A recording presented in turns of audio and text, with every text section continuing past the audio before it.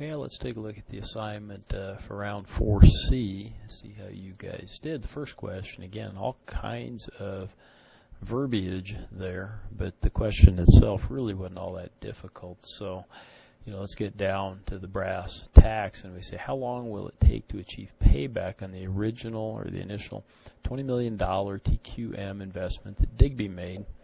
Okay, and I said round to the nearest month.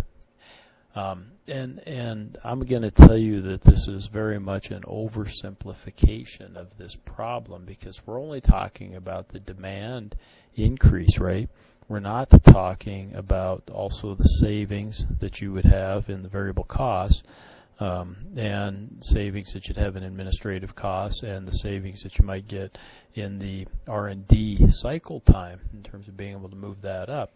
And so, the truth is that the payback period is going to be far, far sooner or far, far shorter than what we calculate here. But let's go ahead and do the calculation. And there's probably one of two ways that you could do this. And the way I did it is I just took the 20 million and I divided that by my 5,738,765. That's an annual profit, right? Annual gross profit. Okay. And I just divided that by 12. So I turned that into a monthly profit, divided that into the 20 million, and that took me 41.82 months. You could also take the 20 million divided by the 5.7, and you'd end up with about 3.5. Obviously, it's going to be right about 3.5, which again would get you about 3.5 years, or 3 years and 6 months. Okay, and so you could take a look at doing that either way. But again, I caution you that that's not a realistic look at what the payback is, because the payback would be actually a lot quicker than that when you calculate some of the other things. And then you have to remember that those savings go on. So beyond the payback, you get all kinds of good stuff. Okay. 2, in order to sell a product at a profit, the product must be priced higher than the total of what it costs you to build it. Build the unit plus period expenses and plus overhead. At the end of last year, product Ebb was sold by Erie. Use the Courier's production analysis to find Ebb's production cost, labor plus materials. It's pretty easy. Ignore possible inventory carrying costs. Assume period expenses and overhead total 1/2 of their production costs. And I don't know if that's accurate or not. I would guess, it may be in some cases. If a company's gotten real aggressive in reducing their variable costs, material costs by MTBF and by the age of their products, those types of things, you can lower your material costs. Labor costs you could reduce through TQM, through HR, through automation. You can do a lot to lower your labor costs, and so that ratio may not be precise. But in a company over a given time, those ratios become I wouldn't say precise, but they become kind of known, and so you can do this kind of work, and I think that's really what it's pointing out here. But in any event, we got 527 for our material cost and 772. This was Ebb by Erie. We can go take a look. Oops, I gotta go to the proper spot here, so I'll do that. While that's working on that, I'll kind of move on forward there. Though 527 for material, 772 for labor, so that's a total of $12.99 is our variable cost. And we're assuming that the period expenses and overhead total 1/2 of their production costs. So, you could take this times 1/2, $6.50, and then add it to that.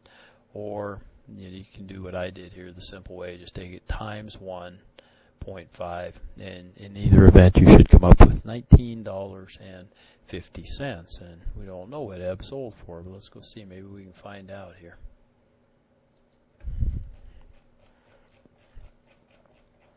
Scroll on down and get to that production analysis, and Ebb right there, low end, right?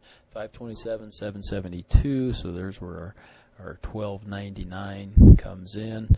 They're selling it for $23.50, and their cost was $19.50. Okay, so you could, they should be making, what's that, $4 then per unit. Okay, that's not going to match up keep in mind that's not going to match up with this contribution margin. And why is that? Because some of these might have been made at a different time and for different costs. Okay, and so you kind of have to be aware of that you could calculate a marginal contribution margin, okay, by figuring out these costs here in the price. Okay, but otherwise, and of course your I'm sorry, I got you guys offline there, because your contribution margin is only your variable costs and your price. So forget the whole production thing and other than the question. 3. How much in after-tax profit did Andrews leave on the table in the high end? Show missed unit sales, missed revenue, missed profit before tax, and missed profit after tax. So I kind of gave you the steps to take, right? The thing you have to do is break it down, and you got to go down to that potential versus actual, because you got to do it. Each of these products, and I had said that in the preview, is a little different. So Atom, right, they had a potential 18.8 and they sold 17, so only missed out on 1.8% of the market. Okay, that's not too big of a deal. But here, for Ace, they had a potential of 23.3 and they only sold 6.4, so they missed out on 6.9 or 16.9, something like that, if my math's correct. So they missed out on a big chunk of the market there, and so I did that math first, right? Just the 18.8 with potential and actual, came up with those percentages that they missed. Then the potential total unit or market demand, I can get from here. I could also go up to the traditional deal up above, but 4,655, 4,600, 4,655,000. Okay, and so then I went ahead and multiplied that, and I added made it the actual units instead of the 000. So for Atom, they missed out on almost 84,000 units, and Ace missed out on almost 787,000 units. Okay, both of them were priced at $38. Okay, so I calculated then the revenue, which is just the $38 times the units that they missed out on. So look at that, a total of $33 million in revenue is what they missed out on. Okay, their variable costs, and that you could get again just by looking at the production analysis. If we went up to that, I put these things so far apart when I'm working on them. I don't know why. Okay, but Atom, right, 1478 and 968, Ace 1581 and 1393. And so we can calculate or multiply those by the missed units. Okay, so the variable cost total for Atom would have been $2 million.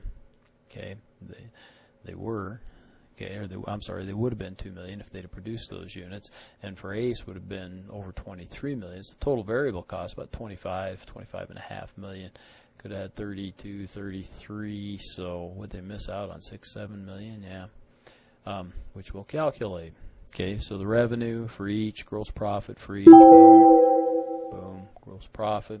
Why don't I figure out any period costs in that, like overhead and those types of things, or administrative costs? Those are fixed costs, remember? So they wouldn't change. We could have made this many more units, and it would not have changed, right? The only thing that would have changed would have been our variable costs. Our fixed costs would have stayed the same. Okay, so we could have made in gross profit an additional $7.6 million. Our tax rate's 35%. I can probably look through the guide and find that, but I think like I've shown you guys before, I can also just come here, for example, and I can say, well, let's take a look at Andrews. That's who we're dealing with anyhow, but EBIT is earnings before interest and taxes, and then we know what our interest is. So I want to find our earnings before taxes, so I'd take the $13.4 million and subtract the $4.3 million. Okay, that'd give me, what, $9.1 million, something like that. And I would divide my taxes by that. So my $3.2 million divided by my $9.1 million, that's rough. And anyhow, it comes out to an nice even 35% if you do that math. So I know that my tax rate's 35%. And that's the same for all the teams every year. Okay, so my taxes would have been $2.7 million roughly. So my net income lost was just about $5 million for Team Andrews. Net income, net after-tax income, which, that's huge. That probably would have put them right up there with, not quite. Chester had 18 million, so they'd have been at about 11 million. So would have gained them definitely. And they got less stock outstanding, so earnings per share said it probably would have been better. Anyhow, assume Team Chester bought back 200,000 shares of stock last year around 4C. The purchase price would have been the market price of the stock at the beginning of the year. Had the purchase not affected interest or profit, what would the effect have been on him? Show the math. And the effect for interest and profit would have been relatively small, even if there was an effect, okay? But we'll just ignore it for now just to kind of give us some ideas here. So earnings per share, how would that have changed? Well, if we'd have bought back 200,000 shares, the shares they had outstanding were about 2.3 million. We'd bought them back, so we'd have bought back 200,000. So we'd have had 2.1 million. Okay, their earnings don't change. That's at 18. This is Chester, so we were, looking at Chester if I can get there. 18,165,000. Okay, don't change. Divided by our new shares because we bought back 200,000. So they'd ended up with $8.62 per share versus the $7.87 that they actually had. Okay, so as an investor, they just made, by buying back stock, they just made an extra 80 or 75 cents per share for me. Okay, I'm kind of a happy camper. I may not have been the one that sold my stock, but I'm still a happy camper because the earnings per share went up. ROE is a little more difficult to calculate. First, we have to calculate what the share price was, or we could go back to the end of the prior round. Okay, but it's a good way to verify it. So 91.12 is what we were at the end of this round. Let's go up and we'll see that. 91.12, and our change during the year was 11.56. So I can just subtract the 11.56 from the 91.12, and so my share price at the beginning of the year was 79.56. And I can go back, look at the share price at the end of last year, and that is exactly what it was. So my purchase price then would have been that 79.56 times the 200,000. I would have reduced my equity by almost 16 million, right? Almost 16 million. So then my equity would have changed. The equity was 117 million. We can go take a look because that's going to be right on our financial statement down here on the balance sheet. Total equity 117, 863. We've got to make sure that we get our millions straight, right? 000, and I got the 000 there. So, if I add the 0s for each side, I end up with an equity of 101, almost 102 million. Okay. Again, my profit doesn't change. I got that up here, so the number is the same. I got 18,164. Okay. So my ROE would go up to 17.82% versus 15.4% that was shown. So almost 2.5% increase in ROE. So again, as a shareholder, even if I'm not the one that sold my stock, in fact, I'm glad I didn't sell my stock. Other people did. The earnings per share for my share just went up, and my ROE just went up because of the financial management of the company. So there you have it.